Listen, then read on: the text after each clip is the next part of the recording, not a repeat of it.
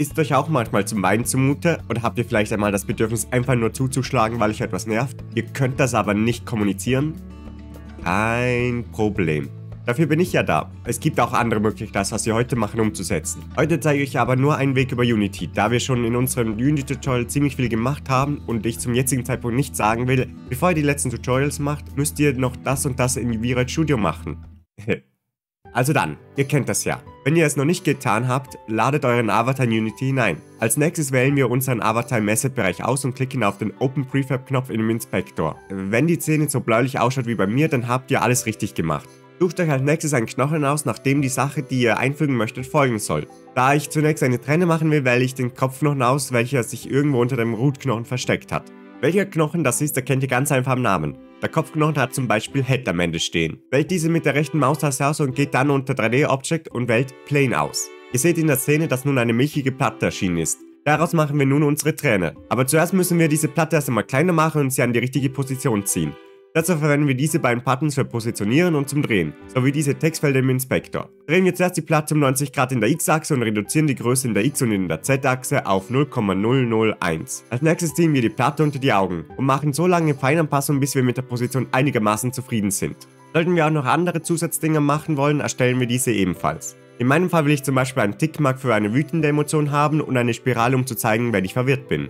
Als nächstes starten wir das Zeichenprogramm unserer Wahl und stellen eine quadratische Textur, die nicht allzu groß ist. Ich verwende hierfür eine Auflösung von 512 x 512 Pixel, aber vermutlich würdet ihr auch mit weniger auch schon auskommen, da die Sachen, die ich mache, nicht gerade groß werden. Jetzt zeichnen wir die Texturen so hin, wie wir sie möchten. In meinem Fall will ich zum Beispiel, dass die Augen leicht benetzt sind, so wie hier, ein Tickmark, das ausschaut wie hier und die erwähnte Spirale, die so ausschaut wie diese hier. Diese Textur speichere ich nun einmal als PNGs ab und importiere sie einfach mittels Drag und Drop in Unity. Als nächstes erstellen wir für jedes Element ein neues Material, indem wir im Asset-Bereich mit der rechten Maustaste auf eine freie Stelle klicken und dann unter Create auf Material gehen und diesem Material einen passenden Namen geben, wie zum Beispiel Träne Material für meine Tränen.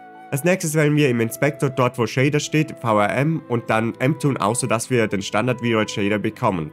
Damit die Rechtecke später nicht die ganze Zeit sichtbar sind, wählen wir bei Rendering Type den Modus Cutout aus und ziehen die Textur in die Kästchen bei Texture hinein. Nicht vergessen, zieht das soeben erstellte Material nun auf das korrespondierende Rechteck in der Szene. Als nächstes klicken wir auf das weiße Kästchen neben Light Color Alpha und ziehen den Regler neben A ganz nach links auf 0.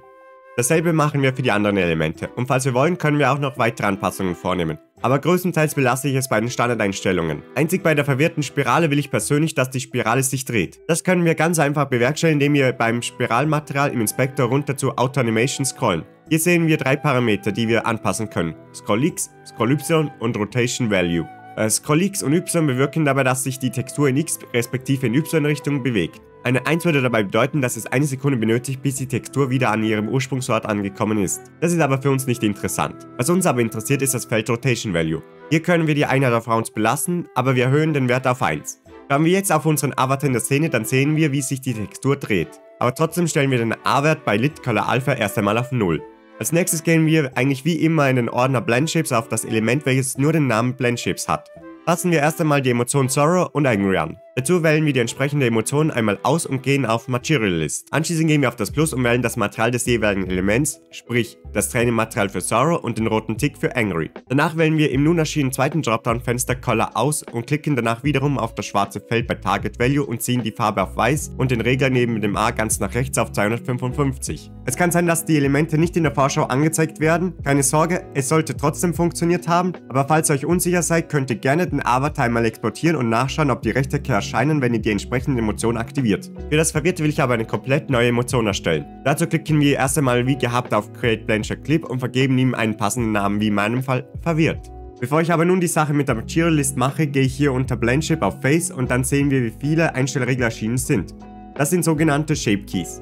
Ihr habt mit ihnen vermutlich schon einmal zu tun gehabt, und zwar als ihr euren Avatar zum ersten Mal in V-Ray Studio erstellt habt und mit ihnen die Standardemotionen eingestellt habt. Nun machen wir einfach dasselbe in Unity. Verschiebt die einzelnen Regler einfach so lange, bis ihr hier unten in der Vorschau einen Ausdruck habt, wo ihr sagt, ja, das schaut verwirrt aus. In meinem Fall stelle ich dazu BAW Surprised etwa in die Mitte und erhöhe auch die I Surprised etwas, damit die Augen etwas größer werden, und stelle den Wert MTH neutral auf das Maximum und erhöhe der MTH Joy etwas. Wenn ich zufrieden mit der dargestellten Emotion bin, gehe ich dann auch wie bei den beiden anderen Elementen auf Material List, gehe dann auf das Plus, wähle das verwirrte Material aus, wähle Color und stelle die Farbe auf Weiß und den A-Wert auf 255. Und damit unsere Emotionen auch schon fertig. Seid unbesorgt, sollte die Vorschau so komisch wie hier aussehen. Das wird behoben sein, sobald ihr den Avatar exportiert habt. Das machen wir nun auch und dazu wählen wir unseren Avatar aus und gehen dann auf VRM0 und klicken auf Export. Dann tragen wir eventuell fehlende Werte ein und importieren ihn in VC-Face. Dort angelangt gehen wir bei den Einstellungen die Ausdruckseinstellungen, vergeben für die verwirrte Emotion einen Hotkey und stellen den Modus Base ein, falls Additive aktiviert ist. So, und wenn wir jetzt unsere Emotionen durchwechseln, dann sehen wir, wenn wir bei der wütenden Emotion sind, wie der Tick erscheint. Falls es nicht der Fall ist, ist uns zum Weinen zumute. Und wir sind verwirrt, dass es nicht funktioniert. Bevor wir wieder wütend werden, dass es nicht funktioniert.